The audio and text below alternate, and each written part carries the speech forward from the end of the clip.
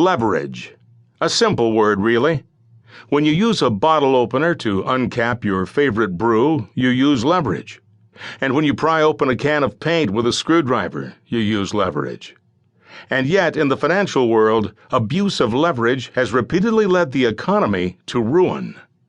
Leverage is simply the trade-off of one element of motion or action for another.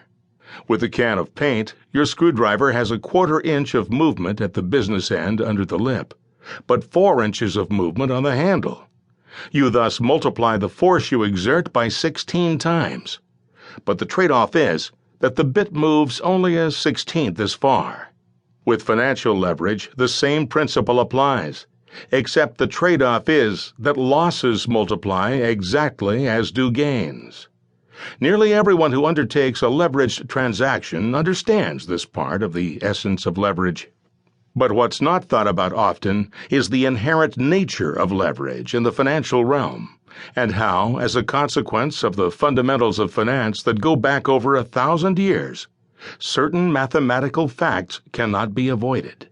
It is, in fact, attempting to avoid the expression of these facts that leads to the worst financial panics and depressions. It is my hope that this book will provide a unique perspective on these foundations of our financial life. None of this should need to be written down. These facts remain undiscussed in the financial media, and it would be fair to assume that even people like Federal Reserve Chairman Ben Bernanke don't understand the basic mathematics that underlay all financial systems.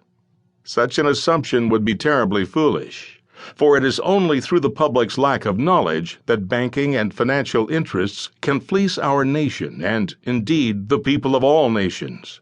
If every American understood the facts I lay on the table in this book, there would have been no internet bubble, no housing bubble, and no crisis of confidence in the financial system in 2008 and 2009.